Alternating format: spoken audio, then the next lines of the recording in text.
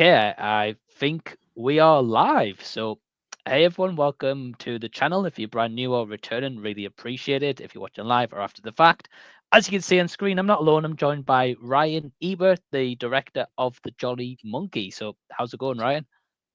It's going great. It's going great. Grateful to be here.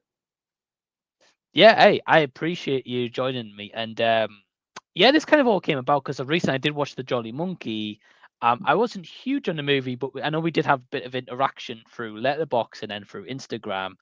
And I'll Mhm. be honest, man, I'm a big fan of the Asylum movies. For as bad and sometimes surprising as they really are, I've actually checked out quite a fair share and quite reviewed quite a few of them here on the channel. Mhm. Um, so I always look out for what they're doing next. I always wonder, okay, like right, what mockbuster are we getting, down the line? Mhm. And of course, the Jolly Monkey is pretty much like the latest one. I also noticed, have We you got did. an We did Attack of just the have. Meth Gator shirt? We did just have a killer doll. Morgan the Killer Doll came out this Oh, weekend, okay. so that's going to be, I believe, the latest one. But that's breaking news. That just happened. So Nice. And is that to kind of capitalize off like Megan? tie into Megan. Yeah. Right, right. Nice. Well, I'll be checking out because I did see that you worked on like development crew with that, so I wasn't sure if that released quite yet. Um, Hmm. nice. And if I'm not mistaken, is that an Attack of the Meth Gator shirt?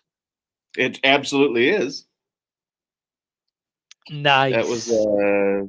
we supported Meth Gator at Comic Con in San Diego last year, and we gave away a ton of T-shirts, and we still have like a ton left over. So they've just kind of been in the rotation. Mhm. Nice, man. Yeah, I've watched that movie as well. So I saw it. I was like, that looks like it says that, but I wasn't sure. Yeah.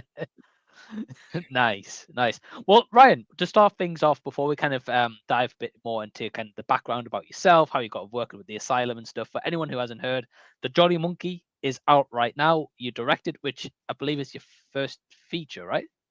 First feature. Yep. That's feature. Cool. And do you want to just give everyone a quick synopsis of what it's around? Yeah. So the general story is 40 years ago, a motel in the middle of nowhere. People start disappearing, and not a whole lot's really done about it. We flash forward to present day, and the owners of the motel have now passed away, and their children and grandchildren have come together to figure out what they're going to do with this piece of shit rundown motel called the Jolly Monkey. And while they're there, they start disappearing, and in very bloody ways. Uh, that's kind of the gist of Right. it. Right. Yeah, we'll leave it there for spoiler's sake. There is a few twists Right. I and didn't know if turns you wanted along to, the if you were okay with doing spoilers or non-spoilers. way. That's the safest way I can put it. Right. I think maybe for the sake of like conversation, we'll see how we'll go. We'll try keep it spoiler free for now. Right. Because I appreciate not many people's maybe seen it as of yet, Hmm. and it is available to check out. And I don't want to ruin it for people who haven't at the moment. So Right. yeah, that's fair. But yeah, right. So what I would love to know from you, which is a cool synopsis of the Jolly Monkey, is because I'll be honest, right? I'm a guy who loves bad movies, probably like the most of us, but particularly the asylum movies. And many times I get called out on the channel, be like, why are you wasting your time with this, right? Like, why are you checking these movies out? Why are you doing all this, right? But I will always defend this. I don't know if it's just a creature of habit since being younger, but even when it comes to like playing video games, right? Like I play PlayStation. I've always been a guy who, yeah, likes the big titles, like a God of War and stuff like that, right? They're cool. Hmm. But I even like the really indie small games that you'll Hmm. see the video game cover, you'll be like, what the heck is that? Right. But I'll buy Hmm. it, right? And I'll be there. But like, look, I'll give it a chance. If it's bad, I'll trade it in. Um and the asylum is exactly like that for me. So every time they put out a new title, I'm like, okay, you've got my interest, right? I'll check it out. So when it comes to the Johnny Monkey, so one thing I've always wanted to know, and particularly because you're the first ever director I've spoken to from the Asylum. So again, thank you for that.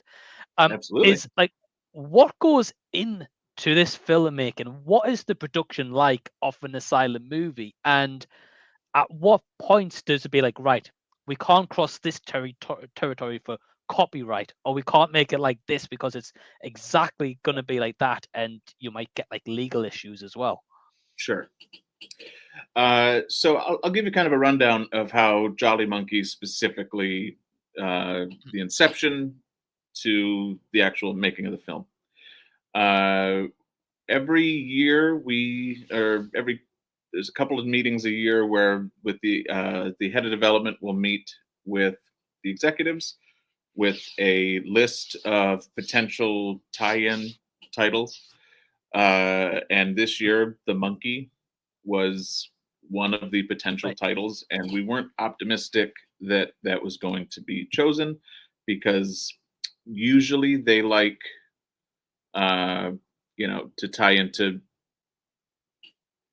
big budget, huge blockbuster movies almost exclusively. But the fact that it was not only a tie into a movie, but the movie is a tie into a book, so it's based off Right. of the Stephen King. It's a Stephen King adaptation, so that kind of pushed it just over the edge to have enough interest from a sales perspective in pursuing it. So from there, I worked in development. There were layoffs about a year ago, so I no longer work in development, but I'm one of the people that gets asked, "Do you have some pitches?" And Right. I like to, so I quick wrote up a couple of pitches, uh, sent them over, and they got put in with any other potential pitches that a couple other people that might have been reached out to had, and mine was picked, and that was this one, the one that ultimately became the Jolly Monkey. What was interesting about the development process for this one is we were told very specifically, uh, supernatural movies tend to do better for us financially. Uh, so the initial one pager based off of the pitch was a lot more supernatural. It was an unseen entity that was killing these people. Spoiler: Okay. people die in the horror movie. So it was this unseen entity that was doing, different. We get 75 VFX per movie. That's like a rule. So it was a lot more Wow. sudden, abrupt uh, deaths that were very supernatural in their theme. Uh, but then the executive who said supernatural sells more uh, read it and said, "I think I just want this to be like a masked slasher, like with a real person," uh, which I was thrilled about because I'm a big. Do I have it here? There we go. I'm a big slasher guy. He's Nice. always chilling at my desk with me. Uh, Yeah. Nice. But so I was like, okay, I get to actually make this into more the movie I was kind of hoping it to be, while still keeping some of that supernatural element around as a way to kind of still keep that in there, and in the hopes that that might help. Um, and then wrote the next version of the one pager, and because we always break our scripts down uh, into we do 8-act structure with a teaser. Okay. So all that's got to fit onto a page. Wrote that, sent it to them. Didn't have a ton of notes, and we were, because the other issue that we had with this was normally an Asylum movie gets maybe 6 months to go from uh, actually filming the movie to its release. So it has like 6 months of post. Right. We were around. We Our pre-production, production, and post-production was 4 months total. So Wow. I'm writing the script in, I think, the very end. I'm writing the script in October, really. Mhm. We are, so I do a few drafts of that. You get 2 weeks to write the rough draft and a few rounds of notes. We are filming the very beginning of December, and the movie's out end of February. So that's insane turnaround, even by Asylum standards. Right. Uh, so we had just that was kind of another thing where we could have probably had another round or two of notes on the script. We could have probably used a little bit more, fleshing out of the one pager. We could have used a little Mhm. bit more of this or that, but there just wasn't time because we needed to release it by about the time the monkey came out. Mhm. And so that was kind of, it hurt us, but it also kind of helped us because we got away with some stuff we wouldn't have normally been able to maybe get away with because there was just no time to change it. Right. Uh, but we also didn't get to maybe flesh the story out as much as we would have liked. And maybe, there were a couple of times where in the edit, I was like, oh, I wish we could have done that. Like, it would have been cool to have known that we could have maybe done this and then set that up and then da da da da. But I mean, you're going to get that on every movie. Yeah. It just felt a little more painful on this one because we just didn't have the time to really sit and think about it as much as we would have liked. But then I think it was like maybe 3 or 4 drafts of the script, which isn't too bad by Asylum standards. And then I pitched myself to the executives to direct it, which surprised all of them because I've only directed a couple of shorts and I don't really. I don't think I'd ever really talked to them about expressing any interest in directing a movie in the Mhm. future. They definitely, I found out later, asked several other people if they wanted to direct it, which Okay. I'm not hurt by, but you know, Mhm. but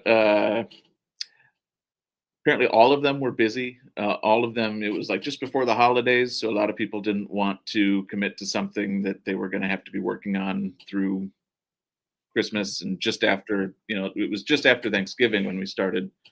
I know you guys don't know how big a deal that is, but Right. uh, Right. that's a travel holiday. So people are, in different states, then having to come back and then shoot a movie.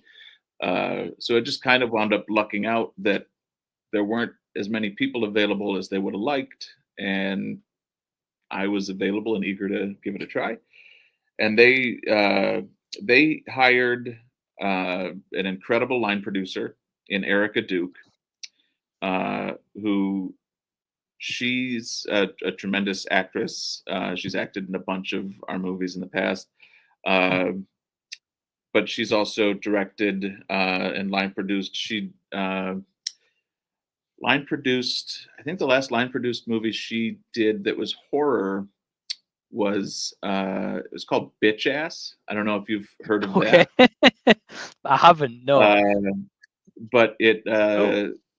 it starred the late great Tony Todd. So she's worked with some heavy hitters of the horror industry. Right. So she also had a lot of people that have worked with her on her crew that Mhm. have already made horror movies, love horror movies.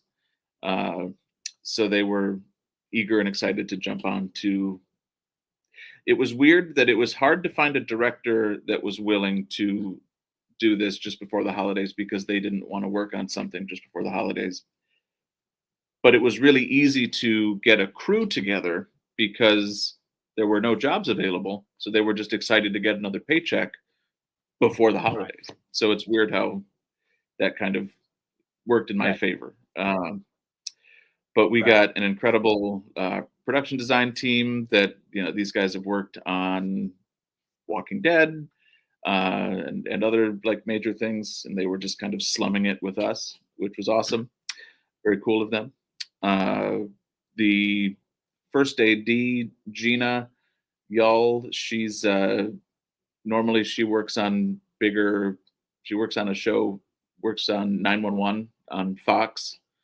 Yeah. which is like a network show.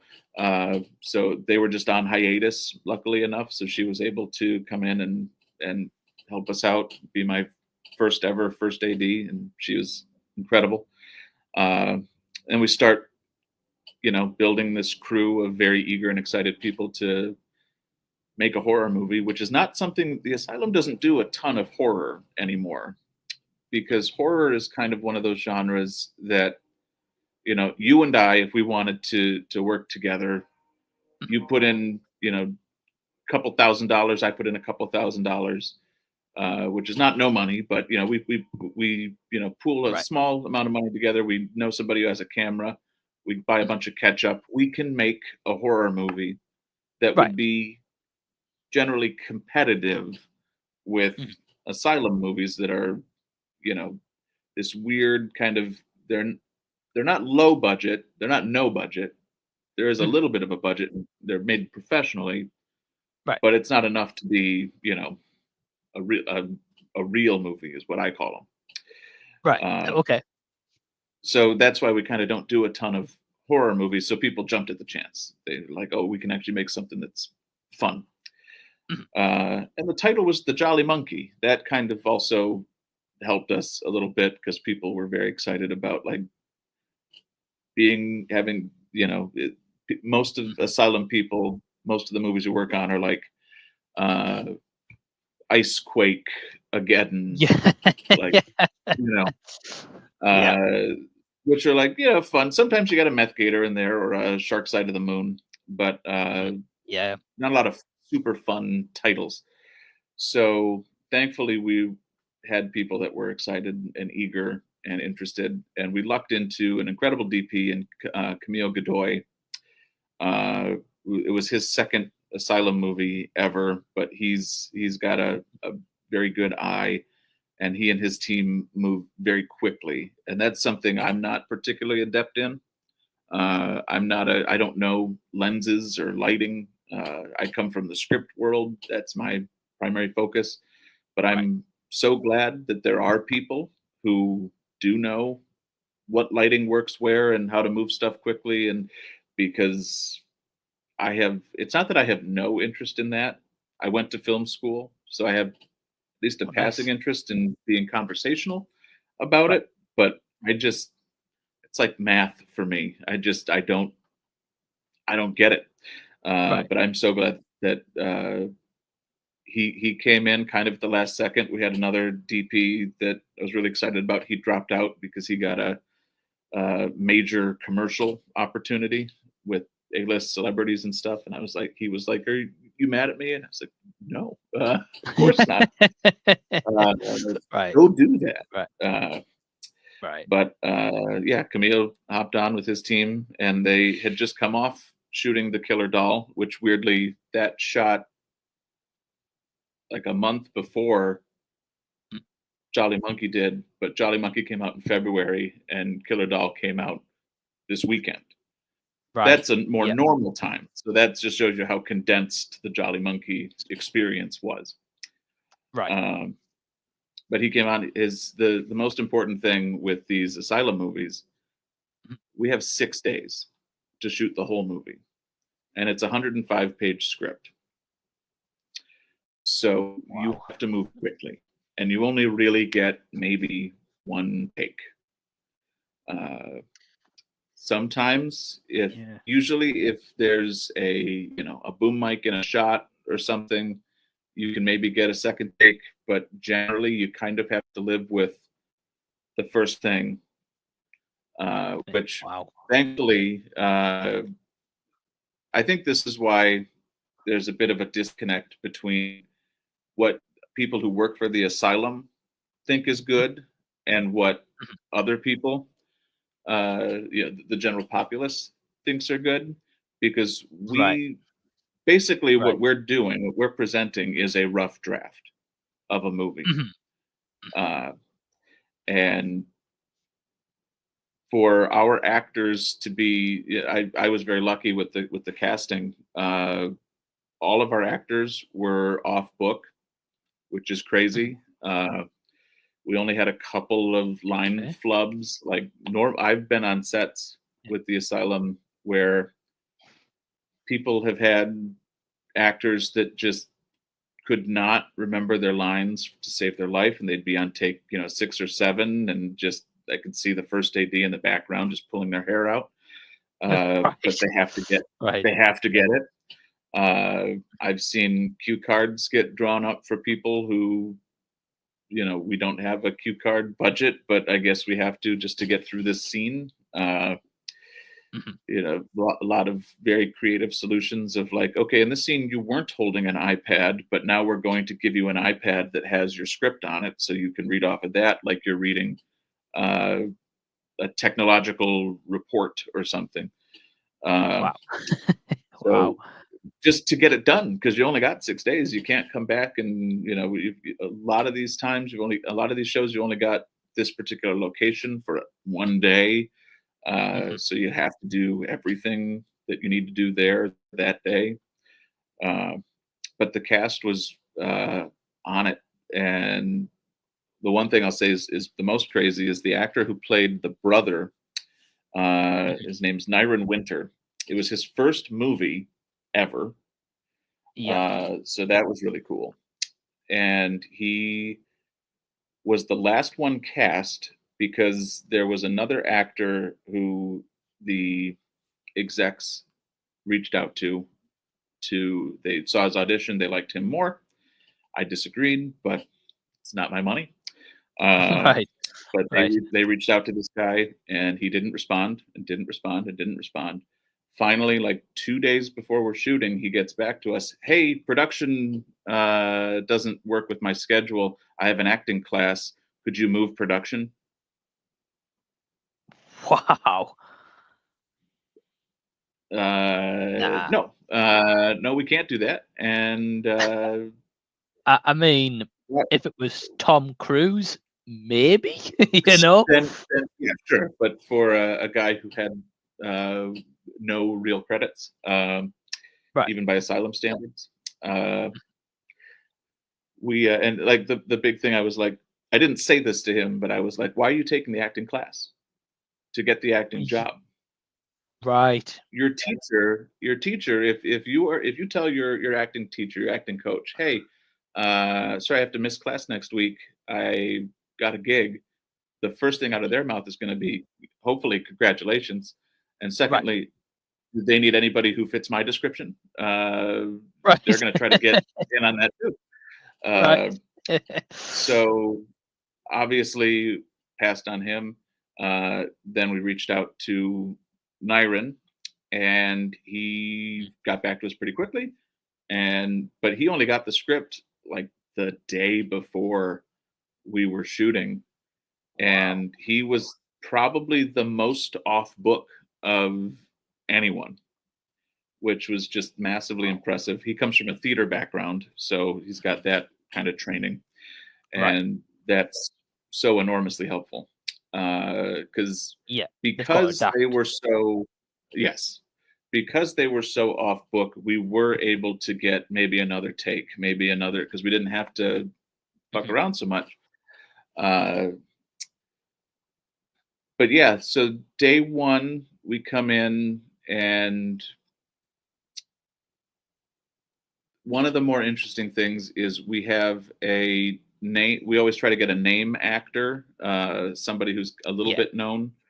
I call it the Eric Roberts role, because it's usually Eric Roberts, which is why I in the teaser of the movie, when we see the ultimately the grandparents that are running the motel, their last name is Roberts, because I was so sure it was just going to be Eric Roberts.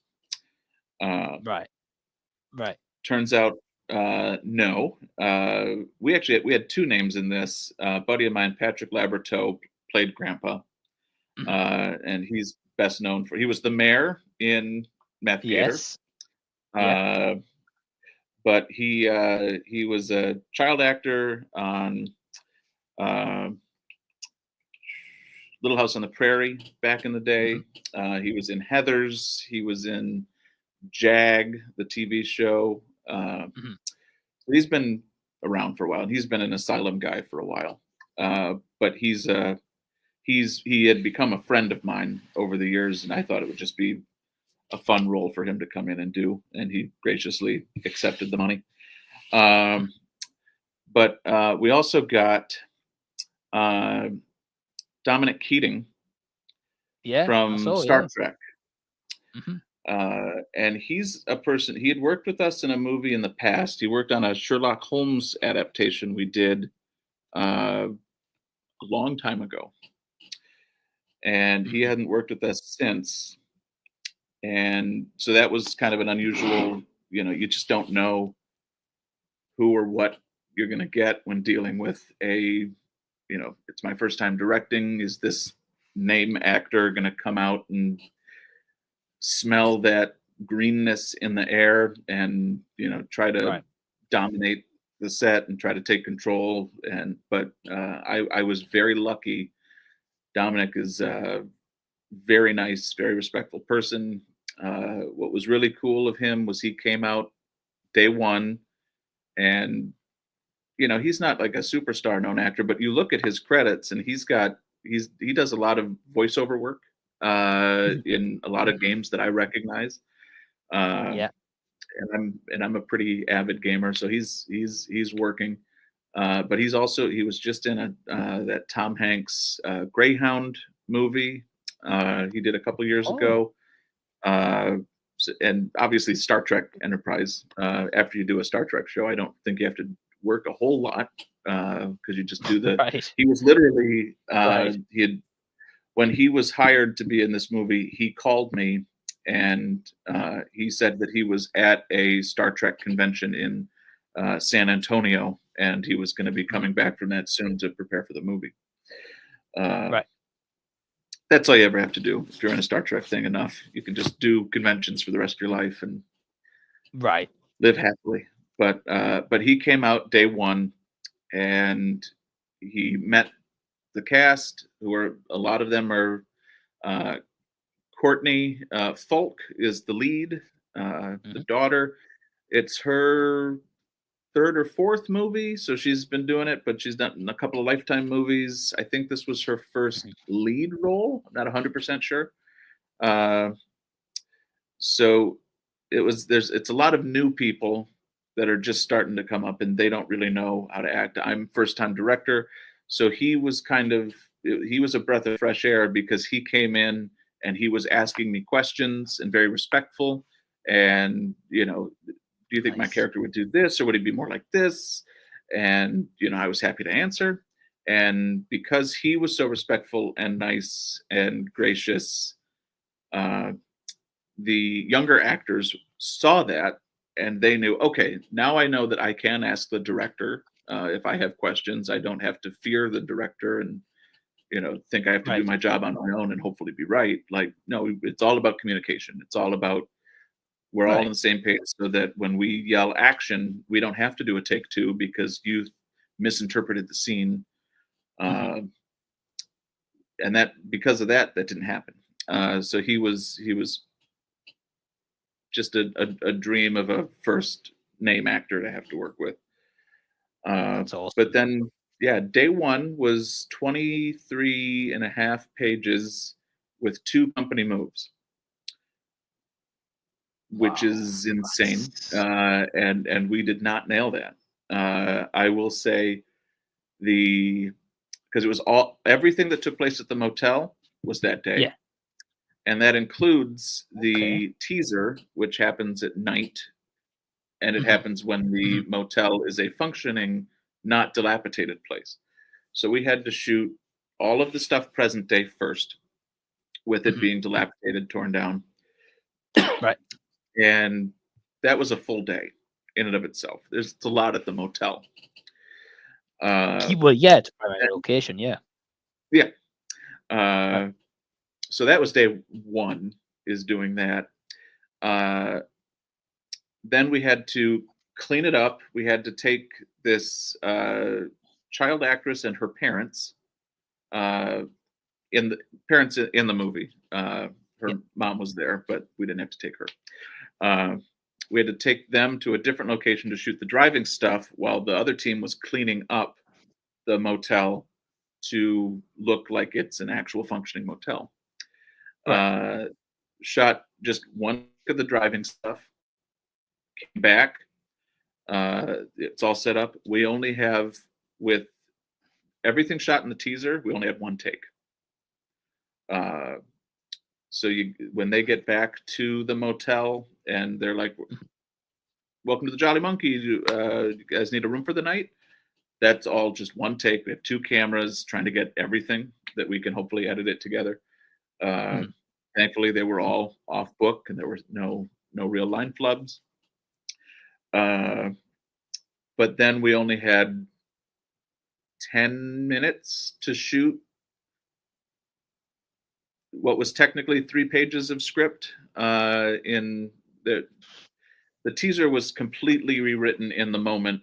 There was supposed to be like they're going to bed, they're getting ready for bed, they're talking about like, oh, our trip tomorrow, da, da, da, da. We had to cut all of that and just go straight to them being asleep. And then literally on the fly, we had like two cameras. I was just basically looking at the monitor and calling out what needed to happen to make something happen. So I'll give you a little scoop. In the teaser, when you see the killer walking in and just stomping with their boots, that's me. That's me holding the monitor. I happen to be wearing black boots and black jeans, and that kind of worked from the distance you were at. So that's just me on the monitor looking like, yeah, this looks good. And then stabbing. And then we just had to, okay, now that we've killed you guys, get out, cover the mom in blood so she can fall off the bed. We put blood on the ground for her to fall on. And we're just calling it out. We've got the camera on the girl. I'm literally like talking to the child actress who was such a trooper, and she's going to be a superstar one day. But I just kept telling her like, okay, you look scared, more scared. Just we have 10 minutes to shoot this whole thing. And then and now scream, and then she screams, and then we have somebody drag her away, and that was day one. We didn't stick the landing totally. No, but it was funny to find out after the fact, because I know what the script says. I know what it's supposed to be. Right. So I'm looking at this teaser as not a failure, but not as good as it should have been. But after the screening, the number one thing that we got complimented on was the teaser's pretty good. So that was a surprise. Nice. That was literally, I'm just looking at that going like, that's me in my jeans, just with the monitor. Like, this is, no one's going to buy this, but people liked it. Right. Every other day after that was a lot easier. It was, 17 pages, 18 pages, which is still not easy, but a little bit more manageable because they were all in one location. That's another thing that we Asylum movies try to do as best we can. The executives want these movies to be big, huge blockbusters outside a lot of locations. Yeah. But there is kind of a balance of, we can't do that in 6 days. You have, 40 locations. Right. That's just not going to happen. No. But thankfully, with the premise that Jolly Monkey had, there's only so many locations by design, where there's not like other hotels are going to. There's not, shacks in the middle of nowhere that they're running to and hiding at. Like, it's all kind of here and in their cars when they're driving. So it's like, we just had the motel and we had Grandpa's house that was behind the hotel. That was it. Yeah. And then the driving scenes. And then the driving stuff. Within those, there's also, different rooms in the motel, and there's, but the motel stuff was all done in one day. but then at the house, it's actually 3 different locations. The main Oh, floor, okay. we shot 2 days at. So Mhm. that's anything that's in a bedroom at grandma's house. That's anything that's in like the living room when Mhm. they're talking with each other after they've all arrived in that kind of dining room area. Anything there, that's the main floor. Uh, we shot 2 days there. Mhm. We also shot the attic was a totally different location. Uh, Okay. that was all the attic stuff, and that was also the exterior of the house. So technically, that was 2 locations, but we're only really in the Mhm. exterior, like, for 3 scenes, Right. very small Right. scenes. And then the basement, that Mhm. was another completely different location. And that's a huge credit to Erica Duke, Mhm. line producer extraordinaire, for we searched a ton of different locations, in hopes of Yeah. finding something that would work, that the executives would like. Uh, what we ultimately landed on were 3 locations that when I tell people these are 3 different locations, they are surprised because they kind of all Yeah. look similar, and that's such a huge win on our end because there are a lot of times where I'll see an Asylum movie that's like, and now we're upstairs at the house, and it's like, why is the upstairs so much nicer than the main floor? Like that's not how Yeah. houses work generally, or like the architecture is just totally different. And I'm just like, that's. Yeah. I know you guys have no budget, no time, and there's so few locations that are in our you know Mhm. price range. But maybe with a little set design, you could hide some of the stuff. Uh, Right. but Uh, we got very lucky that yeah, everything kind of meshed together pretty well. And every other day after that, we pretty much just shot in one location. mhm. Uh, day 2 was all the stuff in the attic, 17 pages of that. That was super easy. We got some really fun stuff up there. Day 3 was the basement, and that's where we really had. That's not like how the script was at all. The stuff in the basement. Um, Mhm. I shouldn't say not at all, but basically what I had to do was, you write the script and then you get the location way after the fact. So you kind of have to, we didn't have, there's a scene that I really like. There's a moment where the daughter is hiding and she Mhm. thinks she's going to escape. There isn't a way to escape. Then she finds this little grated area in the wall that she opens Mhm. up and she hides inside the wall. Uh, that's not in the script. I didn't write into Right. it that she would like. That's just such an anomalous thing. Uh, Mhm. but when we were location scouting and we found the place, and the place was definitely going to be the place. Mhm. Uh, it's like, well, we have to incorporate that somehow because it's too Right. cool. And the actress was super game to do whatever was needed because that was another thing we were fighting is that these people aren't stunt people and we don't have the money Yeah. for stunt people. Right. So none of the actors, to my knowledge, with the exception of maybe Dominic, had done really any stunts before. Mhm. Mhm. Uh, and we were very lucky. The knives that the killer has, we had real ones. Real as in it's made of metal. Yeah. But we also had exact duplicate rubber ones.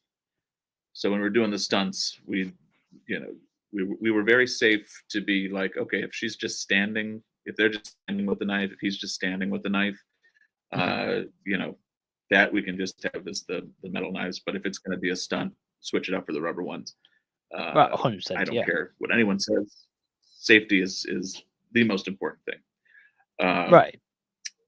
Right. But we were Definitely. able to, work with the actors to do as much of the action as we could without being, crossing a boundary, stepping over a line. Uh, Mhm. Mhm. and they were all super game and they were all super excited to be a part of it. That they would even bring up stuff to me that like, oh, I could do this. And be like, that'd be cool if you could. We could try it. And yeah, so that wound up. That was probably the most stressful day for me outside of day one, was doing all the stunt stuff at the end, because it's Mhm. stunts, but also because they're stunts, they take longer to do, and Right. you might have to do a couple more takes because more stuff can go wrong. Yeah. So we were running behind schedule pretty pretty early. Uh, but having written the script and having, knowing what the script is and needs to be, I was able to be like, okay, so this is the action as written. We can't do that. We don't have time. So how about we just do this instead? We go from here to here to here.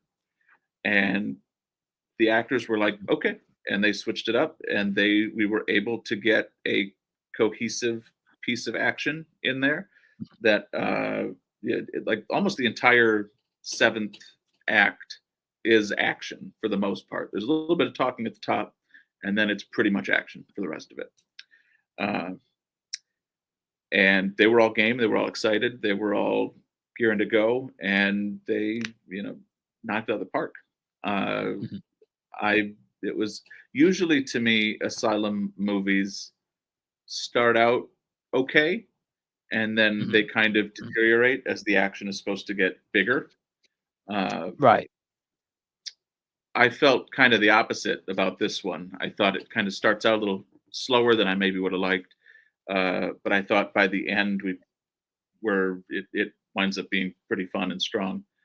Um, Yeah, it goes kind of bonkers in that third act. Yeah. yeah, yeah. Yeah. And that's some of that, I think we had talked about this a little bit earlier, but some of that Right. supernatural stuff that was more present in earlier drafts, and I still Mhm. keep in some spots, really comes to a head, obviously, at the end. Right. Uh, but then on the last day, we shot just. It was supposed to be the easiest day, and it was, because we had shot. I think we only had like 7 or 8 pages that we needed to shoot on the last day. Mhm. So it should have been a super easy day, but we almost got arrested. So Wow. that What? made it a little more challenging. Uh, we were going to a location to shoot the driving stuff, and Mhm. we needed to shoot a death scene, and we were down at this park at the bottom of where the drive takes place, and somebody was like, well, why don't we just shoot the death scene down here while we're getting ready for the driving stuff, and then we can just do the driving stuff, and then we're done.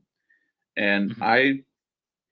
I didn't love that idea, but everyone else liked it. So I was like, okay, let's just do it. Let's try to be quick about it. A couple of old lady hikers came by and saw that our blood, that we had special effects blood, it was in like one of those weed spraying canisters that you see like people walking around Yeah, with. yeah, yeah.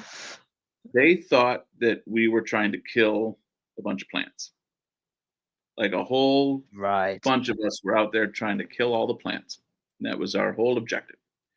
And we told them, no, we're making a little movie. And we're like, okay. They leave. 5 minutes later, the Parks Department rolls through and is like, this is fine, but because you have the weed spraying thing, we do have to call the police. I was like, do you have to? But Right. they were like, they might not show up. They might not care about this. They might be here soon. If they do show up, then it's like a $50,000 fine, which is over half of the movie's budget entirely, which is Right. not something I want to Right. have happen on my first movie. I don't want to go that far over budget. So we had to skedaddle out of there. And then by default, we had to kind of piecemeal we had to pick up shooting the rest of the death scene elsewhere. And it kind of works, kind of doesn't. I was a little disappointed because that was in the script. It's like my favorite death scene. Um, Right. but we went and did the driving stuff, and that was one. effects on it. So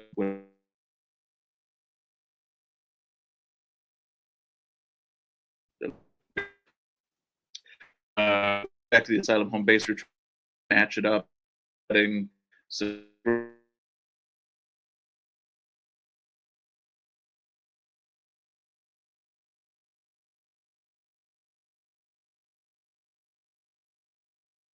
Okay.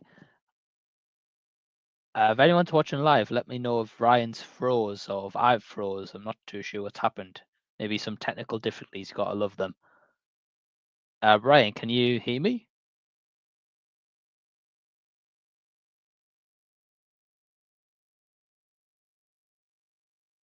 Okay. All right. Thank you, Ryan. He's frozen.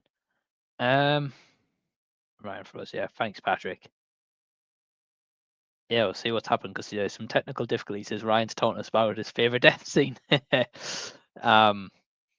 But yeah, I mean, until till Ryan comes back, yeah, I mean, so far, I've been really interested to hear about his perspective of the Jolly Monkey. Crazy, Patrick. Yeah, 6 days and one take more shots is it's insane. Definitely like a feat in its own right of like how that was done. But yeah, thank you, Patrick, and thank you, Ryan, for tuning in as well. And hey, Harry, what's going on, man?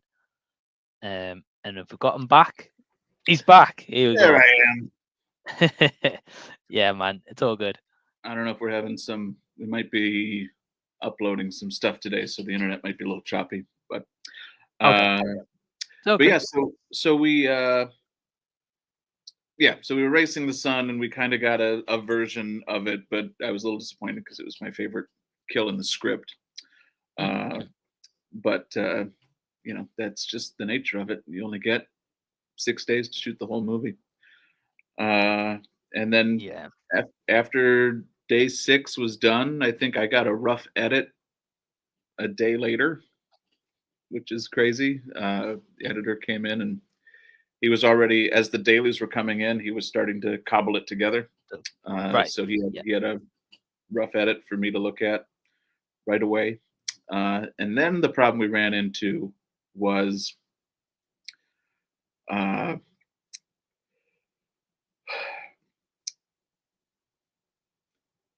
the holidays were coming up, so the executives were not doing things as quickly as we'd have Right. liked them to, because we would have liked to have gotten through the final executives' edit notes Mhm. before the holidays, so that when we come back, we're cooking.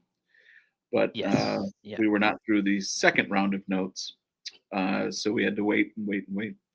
And that also, you know, when you only have 4 months to make a movie from beginning to end, Mhm. waiting for 6 weeks to 8 weeks of that just for edit notes, Yeah. that hurts you, because then you can't start working on the visual effects until the movie is Mhm. locked.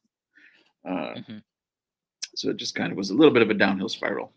But all that being said, uh, you know, it was an incredible experience. It's one that you kind of, I told people to take as many pictures as they could while we were in production, because it's going to happen really quickly, and I'm Yeah. not going to remember half of this, and that's largely true. It just kind of, Yeah. it's like I don't know if you're a married man, but Yeah.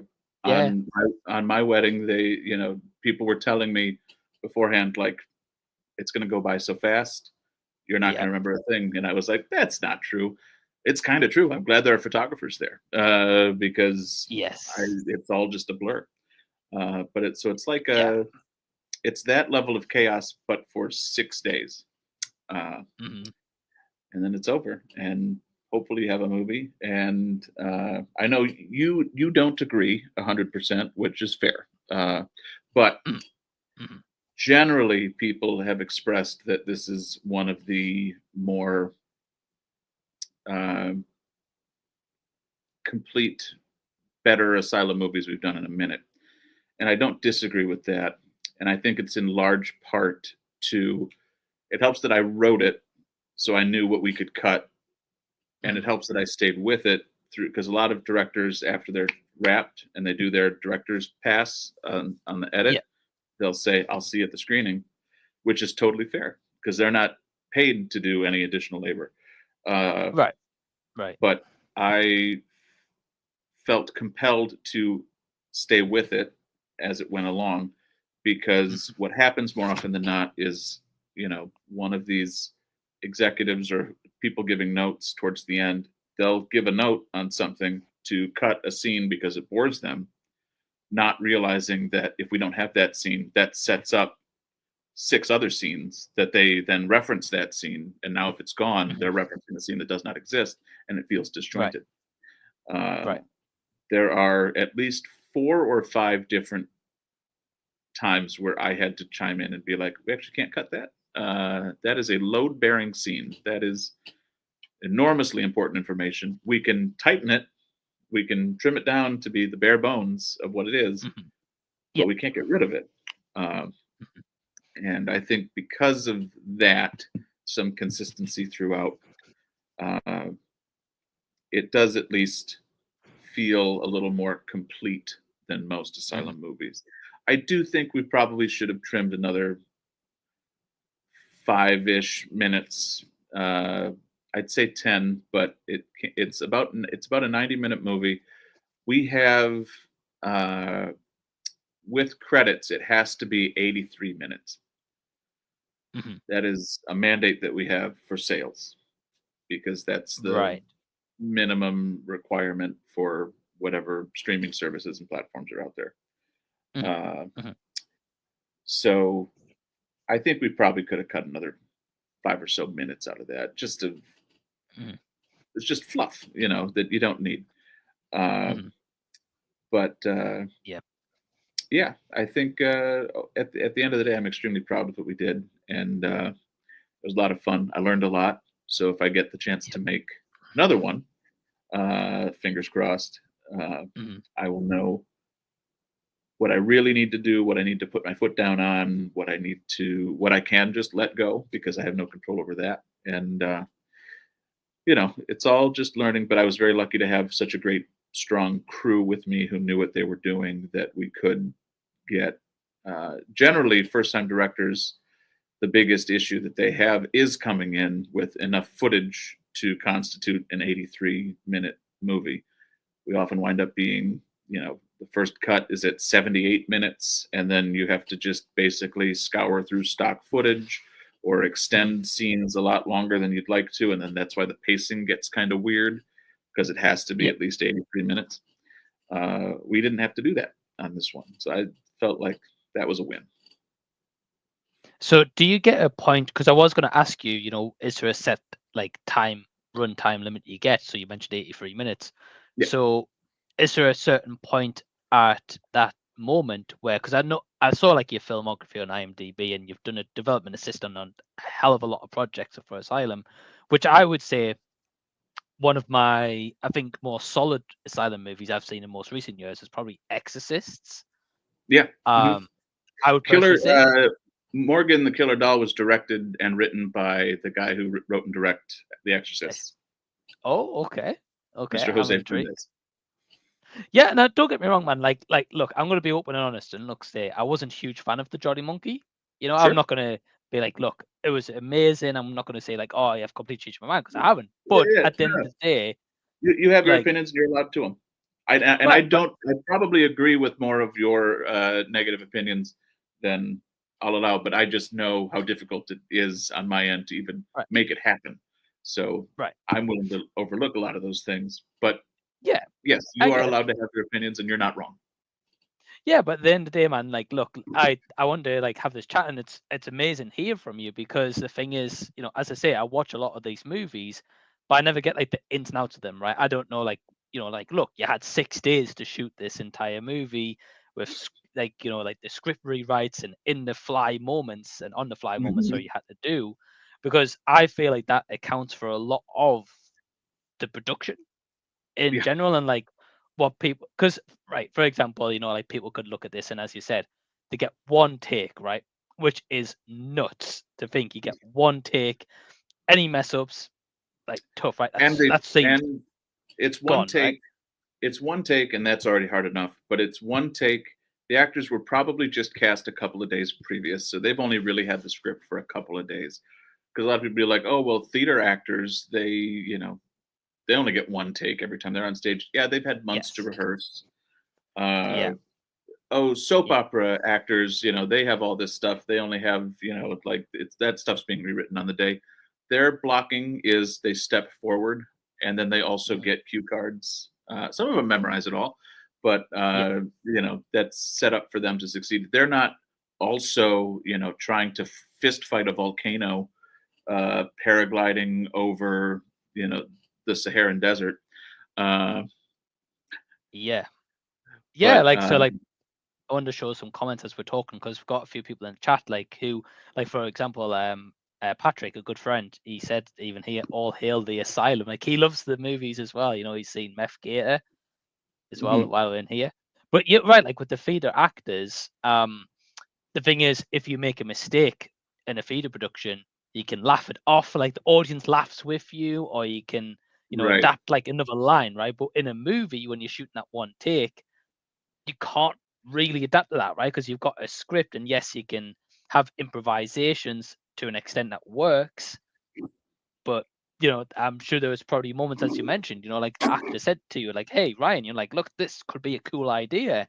Like, can we try this? Have we not got the scope to try this?" Right. Yeah, it does become I one of the things that the actors complimented on me, because I don't know what kind of director I am because I've just directed the one, but a lot of Right. them were saying I was very actor friendly, which is great. That was my hope. Yeah. Uh because there were a lot of times on set where, I wrote it, so I have it in my head how it should be said and how it should be done.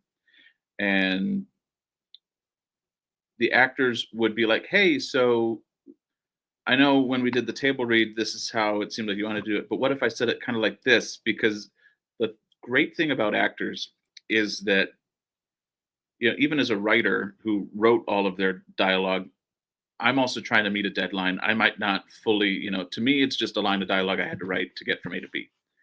Uh, Right. but the specific wording that I chose, they will, if they're any kind of good, and a lot of our actors are actually shockingly talented people, and go on Mhm. to do a lot of, you know, Yeah. we Well. catch. I've always joked we catch actors on their way up as they're ascending, Mhm. and then we're also here for them when they're on their way down. Uh, Yeah. Yeah. but That's fair. we had a couple of times in this movie where an actor would be like, "Hey, I know that this is kind of how we talked about it, but as I was reading it a couple of times yesterday, I kind of felt like maybe it's more like this."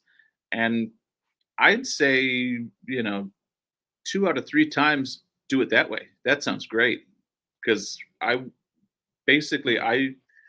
I have my vision in my head. I got to write the script, and you know that's my baby. But then it becomes so collaborative, and in my head, the actor is 6 foot tall, chiseled guy, and then we wind up casting somebody who's 5'6" and Mhm. not at all physically what I had imagined in my head. Maybe a different, I was expecting a more baritone voice, but he's got a pretty steep falsetto, which is insane. Yeah. Uh, Yeah. Yeah. but then, so they come at it from, they know their instrument that is Yes. them, the actor, and how they would best be able to portray this moment. And sometimes in my head, it's like, yeah, you get right up in their face and you tell them like, yeah, I don't like this. But then they'll be like, what if I said it kind of more softly and to the side, and that kind of baits their anger or something like that? Mhm. And like, yeah, that really works, and that makes a lot of sense. Sometimes they're wrong, and I have to be like, you Yeah. misread that. But generally speaking, they are going to read, because they're reading their lines so intently to try to memorize this in a day or two. They're going to pick up on more information than I maybe even thought was there, because they're so Right. hyper focused on their dialogue and their scenes. Uh, so it's always, to me, it has to be some level of collaborative. Sometimes I have to put my foot down, and sometimes it doesn't even work. Sometimes I'll tell them, hey, you got to, let's try it like this. You start the line here, and then you kind of get more and more frustrated as you go, and it builds up and builds up. And you'll tell them that 3 times, and Yeah. that is not what happens. But yeah, and you have Right. to just yell, cut. All right, we're moving on. I But think it's a fantastic way to direct, though, because like the thing is, if you're letting your actors have those moments where they can, like, give a suggestion, and then you're like, well, actually, yeah, hey, that sounds great. I think at the long run, like from what you've been explaining, Ryan, about your whole process, is when you come to write your next feature for the Asylum or a different studio, whatever the case should be, and you have these scripts, and these actors you might end up writing, you might be like, well, actually, hey, let me work with Courtney again. Actually, she was great. This part could fit her great. But then she'll come back and be like, well, hey, Ryan was great. I've got no issues. Whereas if I do have I've got one script we shot, but since Jolly Monkey, I've written 4 scripts for the Asylum, and one of them's already shot, but there are a couple coming up that I'm like, I know this role could be played beautifully by this actor or that person, and I do right, kind of, now that I've been a part of, I've written now 14 or 15 movies technically. 10 of them, the 10th one's coming out soon. mhm, Uh, but I've been like a part of enough productions and have met enough actors doing this that like the Rolodex in my head of like actors who played roles, that was, I would say, the actor who played, obviously there was Patrick, the actor who plays the uncle, mhm, uh, the actor, and there was one other. Oh, the actor who plays the dad in the teaser. Uh, mhm, these are all friends of mine that I just knew would be right for the role, and right, I was thankful that they were up for it to do me a favor, but also right, that the executives were open to having them. Uh, but yeah, the more actors especially if an actor is difficult to work with, I'm not going to write anything for them that makes sense for yeah, them if I can avoid it because I don't want to work with them. Thankfully, that right, is hardly ever the case. Uh, mhm, Everyone on this production in particular, every single person involved was unbelievably talented and extremely delightful. It was like there were mhm, no issues, and that's as a first time director, especially having that, you know, it's hard enough to navigate shooting a movie in 6 days if you're also navigating around certain people because they're being mhm, problems. mhm, That is just, it's like if you hit a speed bump, but you're only going, 5 miles an hour, you just kind of go over it. But when you're right, shooting a movie in 6 days, you're flying 90 miles an hour. If you hit even a little speed bump, that you're going to feel that.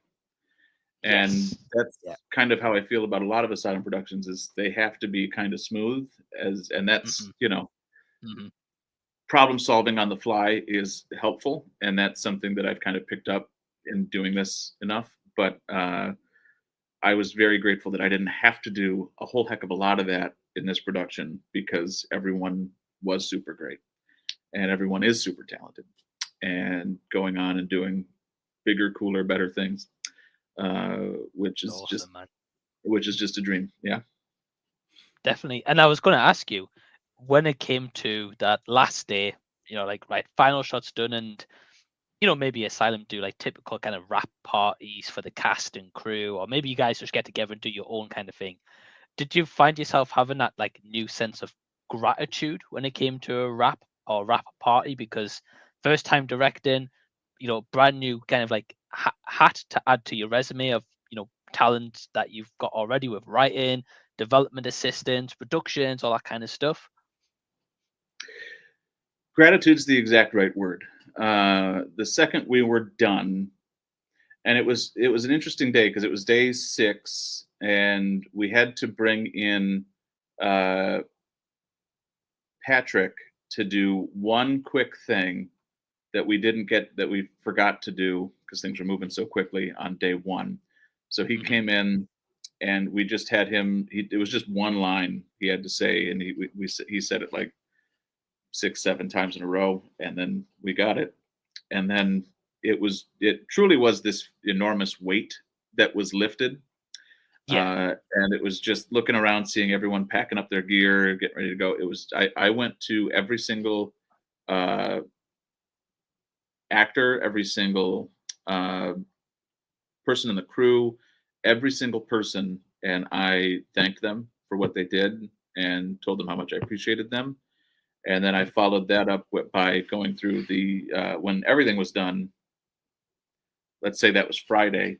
Monday, I was sending out to every member of the cast and crew emails, specifically expressing how appreciative I was of their work and how grateful I was that they were able to do the movie on short notice or whatever it was. Uh, and yeah, so that was just it was tremendous relief and gratitude. And then we didn't do a traditional like wrap party Mhm. because the Mhm. turnaround was so quick, and the holidays were like almost immediately after people were leaving for the holidays. Like after that, Right. we Okay. ultimately just did a for the theatrical premiere. We all got together before and afterwards, and Right. so we got together just outside at a bar nearby the theater. Then we walked over, we watched the movie, and then we went to another bar afterwards. And a ton of the cast and crew showed up, and that's a good indicator of people having a good time and being excited about Right. the movie. We do a in theory, it's up to the director if they want to do it, but a lot of them try to pursue it. A When we do our theatrical releases, there is a premiere event if the Yes, director I've seen chooses some. to Yeah. pursue it.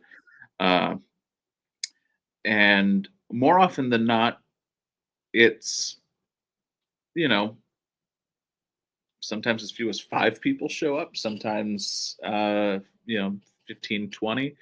We had, it was a 100-person theater. There were only a couple of empty seats. And that was because some people Wow. RSVP'd and weren't able to go. That to me Wow. shows how excited the cast and crew were to actually see it all come together. But also they were so excited that they were reaching out to friends, family. They were trying to, you got to see this. We're really proud of this. Uh, so that for because more often than not, what happens with a lot of these is, they worked on it for a day. It was a day of acting or whatever, and then you know if I can make it, I'll make it. If I can't, I can't. They're working on Yeah. other stuff or whatever. For almost the entire cast to want to come and say hey to each other and see the finished product. There was only maybe one or two of the actors that couldn't make it because they were out of town doing something. Uh, Mhm. Mhm. but yeah, it was gratitude beforehand, and then it was even more gratitude afterwards, seeing that okay, people are also excited about this. People did enjoy their time doing this. Uh, and even one of the executives afterwards said, this isn't normal, right? Normally it's like 15, 20 people. Uh, I told him, well, yeah, because I'm usually one of those 15 or 20 people. I Right. like to show my support. But yeah, the response was great by the most important people for it to be great from, and that was the cast Yeah. and crew. Because if they had a bad time, if they just wanted it to be over with and never talk about it again, I'd Yeah. feel bad. So for them to all be eager and excited to come out and support and watch and uh, cheer it Mhm. on, that was yeah, gratitude. It's 100% right. Yeah, and it's just a testament to you and the cast and how well he's got along, how well he's kind of went through this journey together and embraced it for what it was, despite the high moments, the low moments. And I was going to Mhm. ask you, kind of, after you've had that, wrap party as such, after you've had that theatrical experience, was there ever a time, even from that point up until now, where you got to have a meeting with those same executives to be like, right, look, guys, and they ask for your feedback, like, hey Ryan, like what went great, what actually didn't go so well, like next time, what could we maybe do different on our next production, anything like that? So I may not be technically working with the company in development right now, but I still have an office Mhm. here because Yeah, I'm writing like half of their movies. Um, right. so I see the executives pretty regularly, and there really hasn't been, any. The one thing I will say is one of them did express that like, and it goes from the line producer expressed to me, yeah, Erica Duke. She was like, "This is the easiest production I've ever had with an Asylum movie," uh, and Go on. she's expressed that to the partners, uh, the executives, and yeah, they have expressed like they would be open to me directing again, which I guess is the most important thing. Nice. I passed the audition, uh, Yeah. That's it, yeah, but then because at the end of the day,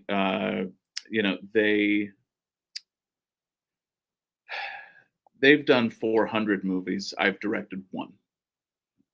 So I don't know how valuable my input uh, is to being for them to seek out.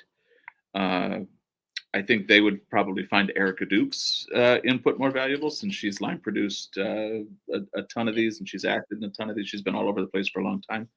Uh, so to have someone like her have such a enjoyable experience on this, I think bodes well. But I don't think Mhm. any huge changes are going to be getting made because of the success that was the production of Jolly Monkey. But Ryan, I would kind of, and not to interrupt you or anything, but I would actually kind of argue that because, yeah, all fair play to Erica, and I get exactly where you come from, like from what you've been explaining. However, the way I see it is you've had a theatrical experience where most seats were sold out, and even the executive said this doesn't happen, right? So that's like point number one right there. Um, you've got a production that was 6 days, is probably one of the quickest turnarounds, maybe for Asylum Six history. 6 days is about standard now. I just saw the comments earlier. Yeah, I Uh, was gonna say, yeah, about uh, 10 to 12. Somebody Yeah, did bring up they used to have 10, 12 days. Uh, yeah, the budgets used to be 10, 12 days. The budgets, it's a combination of the budgets being reduced a bit for yeah, financial reasons, but also things being more expensive. So it's kind of a double whammy. yeah, And they've come to they don't tell you it has to be done in 6 days. They give you the budget. And generally, it works out that this budget you can get 6 days mhm, with some usually some trickery, uh, and it's not so diminishing a return that they don't get a movie at the end of 6 days. We do more yeah, often now need pickup days because we didn't get we did have one pickup day that was really just to get a couple of inserts uh, because an executive was adamant that uh, he needed to see the daughter walking from the parking lot of the motel to the house because mhm, these are two different locations that are literally miles away. So we right, had to cheat that going back to the motel and just show her walking, turning, and then in the edit you see her like kind of from her POV looking at the house. So we were able to kind of cheat it. Uh, yeah, but and we got a couple of other little things. But so yeah, now there's more pickup days, but they know they can get 90% of a movie in 6 days with these budgets. I think it would be very risky to go much lower. But yeah, that's kind of that's the gist of it right now is 6 days. yeah. But the thing is, as well, like touching on that, so you still got that done. you had the case where you've written a lot of their movies, especially as of late. So Hmm. you're a very pivotal factor in their production, and the fact that you get through these scripts maybe in record time. They're coming to you once again after one, be like, right, Ryan, hey, we need another script. We've got this idea. But kind of talk about the script with the Jolly Monkey. Hmm. Was there, the first kind of draft you wrote up for the script, and when you take that to them for sign off and all that kind of stuff, was there anything where they said to you, well, actually, we don't like this character. We actually can only cast for 10 people, but you've written for like 12 characters, anything like that? It's funny you bring that up. We have it's 75 visual effects. That's what can be in a script. No more than Yeah, 12 characters. So 12 characters is already kind of they budgeted for that. Max, right? 105 pages, and I think those are the big three things. So like I already know that those are the numbers that we're kind of working with. Yeah. Um, but yeah, the so how it generally goes with most movies is they will tell us from meetings that they have with their buyers, or they'll tell us with meetings that they have internally with sales. Mhm. We want to do an alligator movie. Our German buyers want to do a dragon movie.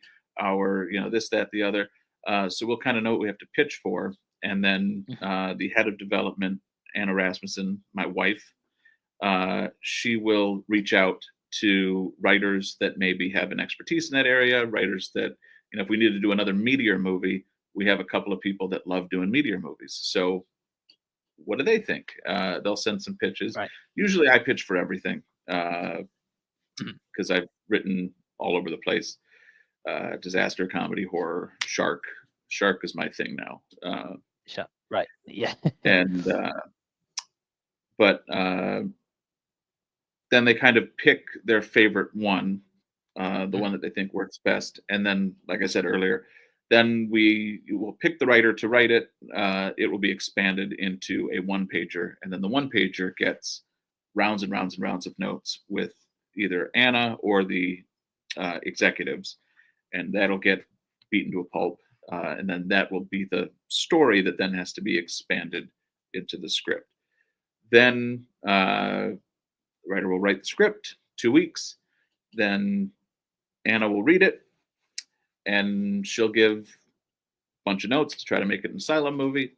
And then after maybe a round or two of that, she'll send it to one of the executives, and they will then read it and give their notes on it and completely change everything. And Mhm. the process starts over again. Uh, so ultimately, what you are seeing is not necessarily the vision of the writer uh, in the script, but it's what the executives want the script to be, what they've kind of, through their Mhm. lens, view is the right script. So I think that's one of Yeah. the things that maybe isn't quite as clear to uh, people who watch Asylum movies is that Mhm. it's not really, sometimes you get an anomaly, uh, but more often than not, it's kind of the final product of the movie is always the vision of the executives. In Yeah. the script, there's one executive who kind of has a lot of control over what it ultimately turns into. And Mhm. then the final version of the edit comes down to a different executive, and Wow. they will mold it into their movie. There are scenes that I was lucky with Jolly Monkey that there was only one scene that he was a little unsure of, but I was able to, because I knew the script pretty well. Uh, Yes. Yeah. I was able to be like, okay, well, we'll have her do this first, and then this happens, and then they can leave together Mhm. instead of it happening in the way that it did in the script and how we shot it. And he was okay with that. But there have been times where, he'll watch a movie, and I'll give an example. There's a movie that I wrote last year called Shark Warning, uh, where Mhm. the mayor was supposed to be out on the water trying to find the shark Right. first. Then the heroes see that her boat is missing, and because they're trying to gear up to get the shark, Mhm. then they go out afterwards. In his head, the heroes have to be on the water first. So he completely reconfigured that to have the mayor leaving afterwards, which to me leads to it kind of not making a lot of sense Mhm. because they leave first, then the mayor leaves, and then they see the aftermath of things that the mayor has done, but the mayor just left. But in his head, he could not fathom a world where the heroes don't. Shark Warning did just come out on DVD. Yeah. Uh, he could not imagine a world where the heroes aren't on the water first. So to him, that was more Right. important than necessarily the storyline making sense. So that's one of the reasons why, and to their credit, they do fix a lot of problems, and they are the reason why we're able to make these movies. Uh, Yeah. Yeah. but when people see the final product that is the movie, it is really just it's their vision. So that's why a lot of Yeah. asylum movies kind of feel the same. Uh, Mhm. it's not necessarily the writers, it's not necessarily the actors or the directors. A lot of it has to do with it all gets funneled through these couple of Mhm. people that bend it into what they need it to be. For better or Right. worse, they've often Right. improved things. That's just one example. It's not Mhm. even that big of a deal, but that's just one example of maybe how people who watch asylum movies could be like, "That's weird. Why did that happen? That doesn't quite line up." Well, Yeah. an executive decided it needed to be like this instead, and Right. they solved a problem, but kind of make another problem. But to them, Right. they don't care about that problem as much. Because I think it is kind of easy sometimes to think, well, hold on, like why did they write that like that way, right? But as you mentioned, if the executives getting involved, then that explains the twist of what did make kind of sense to not really making as much sense. Just with the Yes, Jolly let's Monkey, get my friend get Ryan around. says, sorry, just my friend, I just wanted to throw this in. Do you know if it's getting a physical release, Jolly Monkey, and do you get any say in that to be like, look, this would be pretty cool on a Blu-ray or a DVD or I believe most of our horror movies get a DVD. There has been talk of something maybe coming out in September, okay, uh, but I do not know for sure. And that would be amazing because Halloween right around the corner. If we yeah, could get a DVD out, and I do think one of the best things about this movie is the poster. I think they did a fantastic job. yeah, Uh, poster's awesome. the poster's I tell great. you what, man, the Asylum kill it with the poster design. Like every time, I'm They, like, there's damn, a guy, whoever's Mike DeGrazia. He's been one of our lead design guys for a very long time. One of my favorite posters of all time is for one of the worst movies I ever wrote, Megalodon: The Frenzy. Uh, it's a it's a guy standing in the front of a battleship, holding his gun out, or he's like aiming his gun, and three huge megalodon sharks are leaping up like in tandem. Uh, and it's just like a cool image. Terrible movie. right, Did not work. The director, who's a friend of mine, he cares about certain things, doesn't care about other things, and those other things I think are important. But right, uh,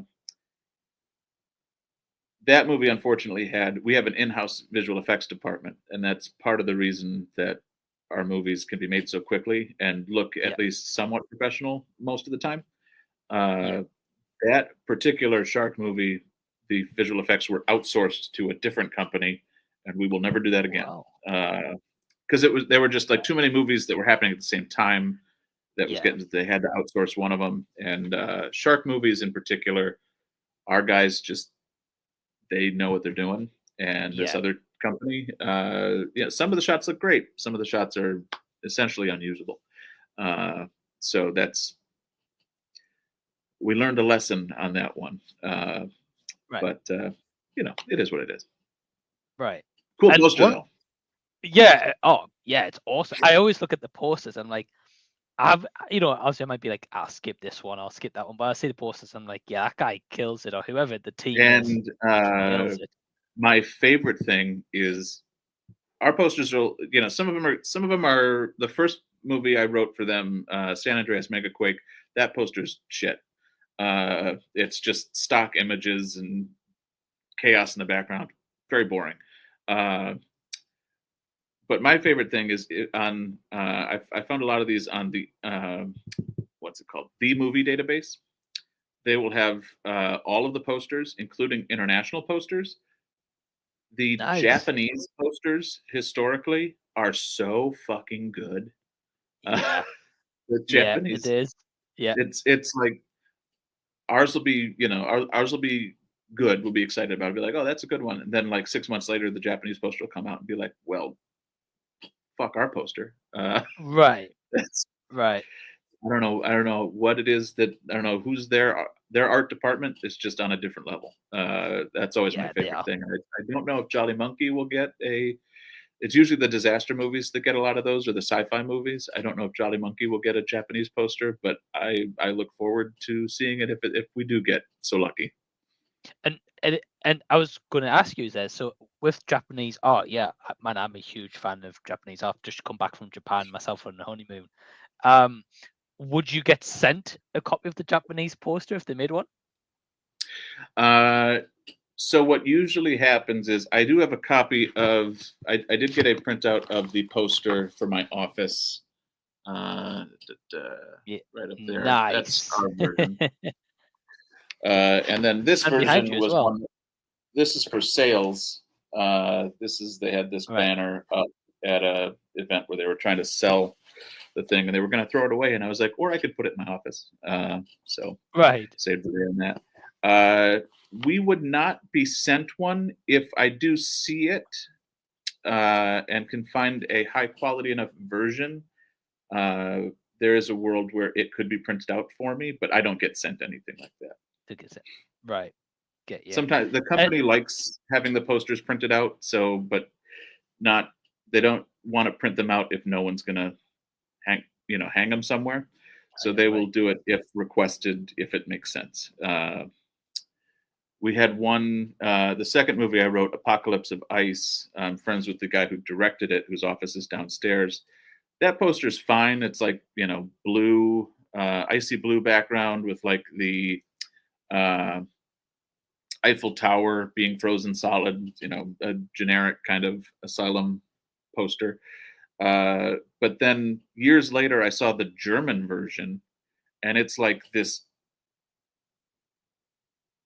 deep red color, and it's like got some like a pandemic sign on it, and it's like really cool. And I sent that to him, and he had that poster printed out, and that's hanging in his office now. Nice. That's awesome. Like it's really cool hearing about the poster side of it as well, because I've always been intrigued by whenever I see the movie artwork. And I was going to ask because I don't want to keep you too much longer. But You're have you ever personally? And I've always been curious about this, right? Because I know what the Asylum is. Everyone knows to be like, right, it's the Mockbuster studio. Yeah. But have you ever like written something either for them or even in your spare time and pitched it to them where it's actually a serious movie, it's not a mockbuster? Because I think with I know they have small budgets, right? But this day and age where you see like Terrifier getting made on like $35,000 the first movie, and Right. some movies like even like a Paranormal Activity, right? And even back when was made on such small budget. Like, have you ever pitched that, or are they even interested in exploring that avenue? So it's an interesting question. That generally the answer is no. Right. They're not interested in really exploring that. Uh, but because they have a formula, they have a system that works. Yes. Yeah. And when I was in development, when writers would be like, I'd reach out to a person who's written for us to send us a sample. They'd be like, well, I don't really know if I have something that's like Asylum. And I basically told them, if you sent us a script that was an Asylum script, you wouldn't be good enough to write an Asylum movie. You should not, organically be thinking this is a good movie. Uh, Right. Right. because it does break a lot of rules that only work because the asylum does it this way. Uh, our act structure is atypical. Uh, because we start our action in the third act. That's always kind of so we start with act three in the beginning, essentially, and then it Yeah. just builds from there. And people aren't writing that normally. So generally, no. It has happened that a couple of times needs and already written scripts have overlapped. Uh, we recently did a sex comedy, Airplane 2025, that I'm I saw. technically Yeah. credited as a writer on. I did one pass to restructure the whole thing because it was a script that was written for us 10 years ago. Right. And that was 10 years ago, Asylum. So it was different. And there were a lot of jokes that would not work today. Yeah. There was, that's a very evolving thing. So basically, that was my job. Is I did like two passes on it, one to kind of modernize it, and then one to restructure it into a more present day asylum structure. Uh, but that was kind of an example of that. That was basically a script from nothing. We had worked on it 10 years ago, but they had like it was a rough draft. So that was kind of, even though it was for Asylum, it wasn't for present day Asylum. And then there was one other script, I think, that I recall. I don't know if this happened more before, but where Asylum needed, we'll say, an Android script, like an Android apocalypse kind of script. And a friend of somebody who is a known quantity to the Asylum has written for us in the past or something. He had a script that he wrote in like the 90s that was almost exactly what they were looking for. So my wife, the head of development, she read it and was like, it's going to need some changes, but yeah, we could probably do this. And then I don't know if they ultimately did that or not. But the most important thing with the Asylum is they don't make a movie unless it's pre-sold. That's how they make their money. And then they just, Right. if I don't know what the exact numbers are, but let's say, a company gives us $250,000 to make a movie. We spend less than that to make the movie so that we have money left over to pay salaries and electric bill and all that. So Yeah. that's kind of how it works. They don't really do a lot of movies because they like the script and want to just make it. It's usually needs first. Then, if something overlaps, great. Generally, it doesn't, but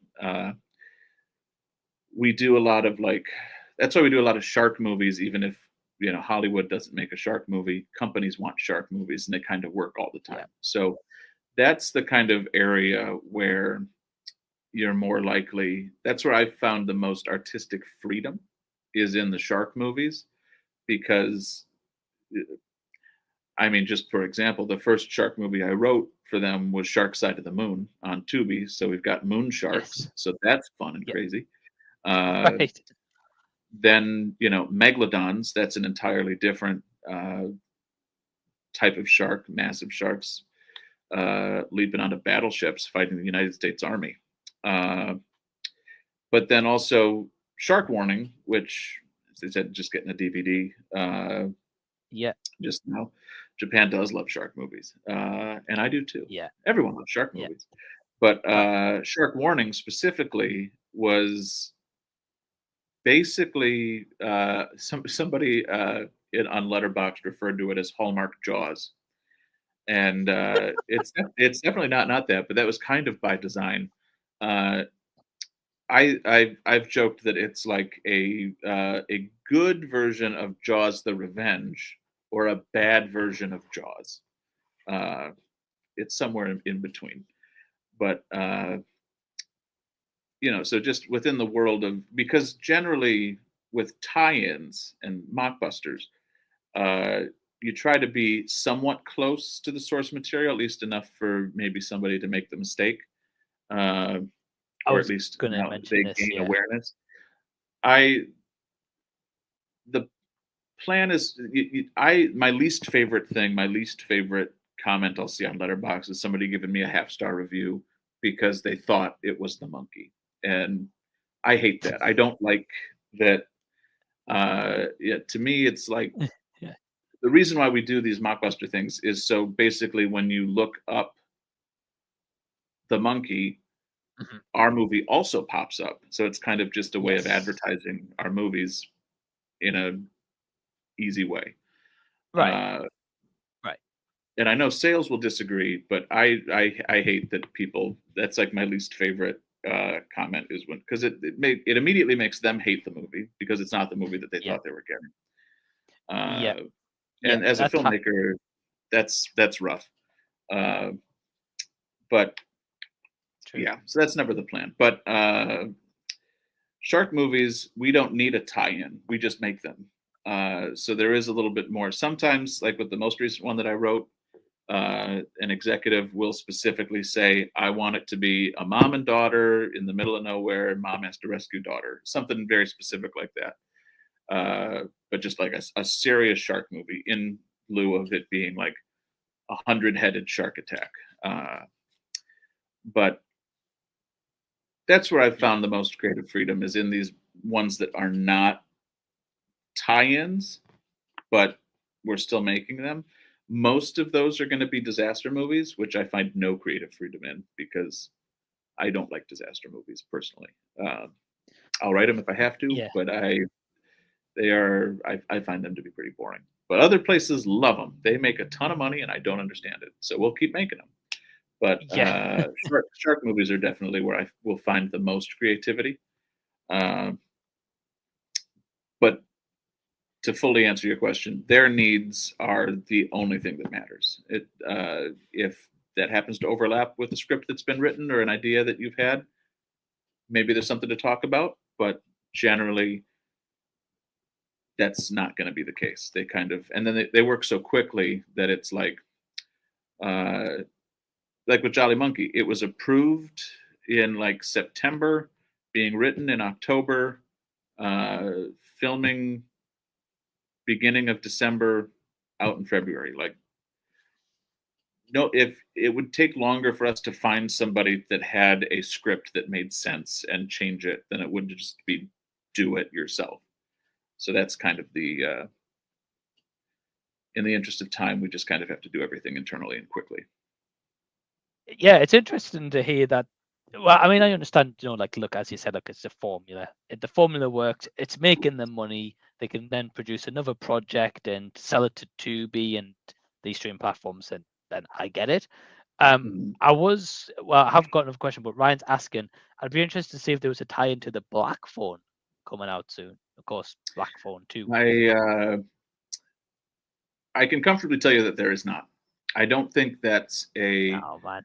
It's alluding to a conversation we had a little bit earlier. Hmm. We don't do a ton of horror, and the Black Phone. It's big for horror, uh, the movies, but it's not big enough to validate them doing a mockbuster tie-in. Yeah. And it's also kind of the only time they're going to do a horror tie-in, with rare exception, I'll never say never, but is if there is like something paranormal or if it's like something that's in a genre that they kind of know and like. Yeah. Uh, so the Black Phone, I think, is a little bit too specific for them. Hmm. Uh, if anything, they're maybe more likely to do a thriller version, but they just probably wouldn't do it. They Uh, wouldn't. Yeah. Never say never, but not for this one, and probably not. Nah. And I think it's an interesting fact you mentioned about the marketing, because a while ago when Bullet Train came out, I reviewed Mhm. the movie and then I noticed Bullet Train down, right? So I was like, okay. Which So was I worked on that with Erica Duke. That's how I met Erica Duke, was on that movie. Nice. Nice. Well, I was going to say, so I checked out Bullet Train Down, reviewed it on the channel, and I got someone in the comment section on my video and was like, I thought this was Bullet Train. This piece of, let's just say, Sure. this piece of whatever. It's like, they robbed me of $20. And then I was like, that's the kind of guy you just mentioned would be half a star on Yeah, Letterboxd, be like, I thought I was getting Bullet Train, you know? I personally, I hate that happens, especially Yeah, because money is so tight with so many people, yeah, myself included. If I were to, think I'm watching, let's say, Meg, and I got Megalodon, the Frenzy, yeah, somehow, I feel like a series of mistakes would have had to be made on my end, including too much alcohol. But if that were to be a mistake that I made, that is, if you're renting it, it's, a couple of bucks, like, shit, that's too bad. But if yeah. you're buying it outright, that's, $20, and that's not nothing uh, No, today. So I do feel for these people, and I yeah, get their frustration. yeah. And like I said, I know sales will probably disagree with me, but I I feel bad. I feel bad when Like people. I get it as well, right? Like I get where you're coming from. I agree, but I guess at the same time, it's kind of ownership on the person. Like they've got to take accountability because I can imagine when they advertise it, Bullet Train Down, right? It's not going to Right. have on the cast list being like Brad Pitt, Aaron Taylor Johnson, and Right. you're gonna have like these people It's you've maybe really never a heard of. lesson in like dig a little deeper than just the title. Yeah, I will do that a lot when I'm like going through Tubi, if or any other streaming service. If I see a movie that I think is that one, I double check the cast list to make sure, because I right. want to make sure, especially when it's like I forget which Texas Chainsaw Massacre is the one that I want to watch. I can't remember the name of it, but they're all kind of like, is it two? Is it Leatherface? Is it what is it? So I have to then like, Yeah, okay, oh, it's this one with the Daria. Yeah, okay. Uh, so just yeah, be careful before you press purchase is the most important thing. Because yeah. again, I I know agree. sales will disagree. I don't want you to make that mistake personally, because then you come at Yeah, me for making a not that movie. And yeah, and I'm not going to compare the Jolly Monkey to the Monkey. Clearly, they had a budget time. There's a lot of fun in that one. Very mhm, different than the Jolly Monkey. So very if that's what different. you're expecting and this is what you're getting, of course you're going to be mad. But And ugh, yeah, I feel And bad. have they come to you with a Jolly Monkey 2? Uh, that's another one that the market would have to dictate that. I think if they Right. did a The Monkey 2, then Mhm. maybe. But Right. I don't think there's going to be a Jolly Monkey 2. That being said, if there is, I would like to push the Holly Jolly Monkey, do a That would be cool. Christmas slasher, just like Terrifier Yeah. did their Christmas version. Uh, but I would probably want to, having gone through no development process with it at all, I would probably want to bring it back to either 40 years earlier, a Christmas when the Mhm. Jolly Monkey Motel is a functioning motel, uh, Yeah. and they get snowed out, and some family gets snowed out, and they have to stop at the closest motel, and it Mhm. goes poorly for them, obviously. Right. But as of I right would now, love to no see that. plans for a season. I would love to see that. But so I don't want to give away the ending of the movie again for anyone who's not seen it, but it does kind of leave it open. That's why I touched on Johnny Monkey 2. Was that originally in the script, or do the executives say it on a lot of these productions, right? We want you to write something for if we make a follow up down the line of like this types of movie. Could you repeat that question again? Sorry. Yeah, yeah, sorry. So with the ending of the Jolly Monkey, Yeah. in the original script, Uh, did you have it so it was could be a sequel, or do the executives on this kind of movie, not shark ones, and they have more room to So play I with? actually wrote it. The what was written was a little bit bigger. It also included the Jolly Monkey mask laying in the rubble, kind of Nice. alluding to the possibility of there being a little survival. Uh, but that got cut in lieu of just having the the Jolly Monkey turn on uh, and just kind of ring in perpetuity. But That's cool. my wife hates them. I have four monkeys are still alive. Five. There's one in another office. And this guy in the posters, she hates coming to the office.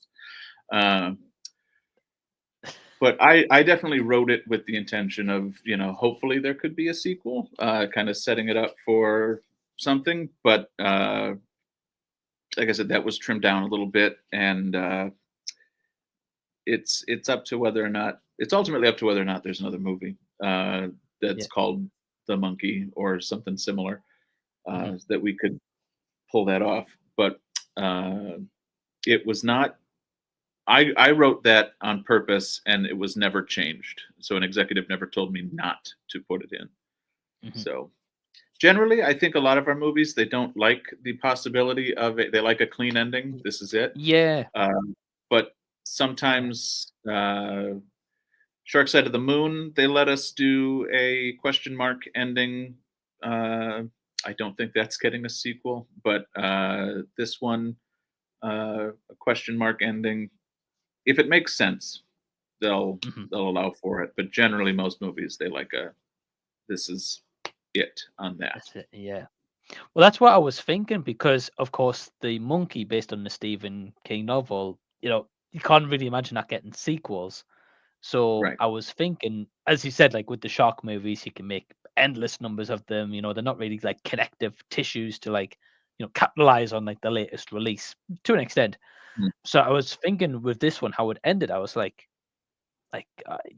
are they gonna make a monkey too? So you can make a jolly monkey too? So I was kind of questioning that with the ending, and yeah, you've answered my question, being like, with the execs, be like, look, I'm not gonna hurry follow this up. Don't leave a question mark ending. Just clean ended, done. So it's kind of But interesting to this hear that is the kind of process. thing where it's like it's this the kind of story where you can allude to it and then never do it. Um, Yeah, definitely. and hopefully we get to do another one. I would love to get the same crew together. Probably have to be a different cast, sadly, but Mhm. there's always a way. I want to see the Holly Jolly Monkey now. You've sold me. It's literally all I've been. I'm every time I write a new script for them, I'm like bummed out that it's not the Holly Jolly Monkey. Uh, I think you need maybe to if pitch it. the asylum, heaven forbid, goes under, and I can get the rights to it, maybe I'll try to get it going on my own. But Mhm. that seems a little Yeah. bit easier to put together than Shark Side of the Moon 2. Uh, Right. that's a pretty massive, expensive movie. That I don't think I could swing that one. But Nah. Holly Jolly Monkey, maybe. Maybe there will be a Maybe. sequel. I hope so. I hope so. Well, Ryan, before we wrap up, man, I firstly just want to thank you for your time. I really do appreciate it. It's been amazing hearing about the behind the scenes. For Yeah. anyone who's watching, do you want to kind of plug what you're working on right now or what projects you got coming up? Oh, God. Yeah, I mean, the big thing is I'm very proud of how Shark Warning turned out. It's a pretty strong shark movie. Mhm. That, as was aforementioned, is now available on DVD. So check that out if you can. Uh, yeah, I don't get any residuals or anything from it, but it's always just nice if the electricity stays on at the asylum. That's always cool. So I can get to Mhm. do more cool things like Jolly Monkey. Jolly Monkey hopefully gets a DVD in September. We'll see. So keep an eye out for that. Mhm. Future projects. I have another shark movie that's coming out this summer. I don't know what the title's going to be. So stay Okay. tuned for that. It's literally changed 3 times. so I don't know what they're landing on just yet. And then Right. nothing I can really talk about upcoming, but Sure. I have another shark movie coming out. Working on the script right now in collaboration with Tubi. That should be a lot of fun, and a Mhm. couple other uh, fun mockbusters that I'm writing that'll be shooting. One of them is shooting next month, and another one after that is shooting, I think, in September. So there's No. it Wow. doesn't stop. Bills have to get paid. Scripts got to get written. Mhm. If I get to direct another one, I will. I'll let you know, and maybe we can have another Yeah. chat when that one's all done. But for now, just writing Yeah. pretty much everything. I'm usually updating on Twitter uh, if things are coming through the pipeline, so you can follow me Mhm. there, get more up to date information as the Asylum progresses. Their nonstop march of making 20 movies a year. Yeah. Well, I was going to say Ryan's popped in here to say, and thanks for the great chat, and thanks for letting us know about the process and the workings behind the scenes. Yeah, Always nice definitely. to hang with another Ryan. Yeah, definitely. And Ryan, just thanks for your time. And yeah, you can catch Ryan's few links are in the description box below. The link to check out Jolly Monkey for yourself, the link to Ryan's Instagram as well. If you have any further questions or queries, you want to reach out, follow it where he's getting along with. And yeah, man, I'll be keeping an eye out for your work for sure. And I'll be like looking, I'll be like, okay, when I watch the next time, I'll be like, hey, this is written by Ryan Ebert. Right. Check out the interview I did with Ryan. Yeah. Yeah. Anybody, if anybody has any questions, feel free to reach out. I'm always looking for a distraction to stop me from writing. So, and Yeah. happy to answer any questions. I bet. I bet. But yeah, Ryan, until next time, man, take care. Hopefully, you get back in the director's chair soon and get you back on the channel again because I would love to talk to you more about the process. Fingers crossed, and I look forward to it. Yeah, me too, man. Me too. But I want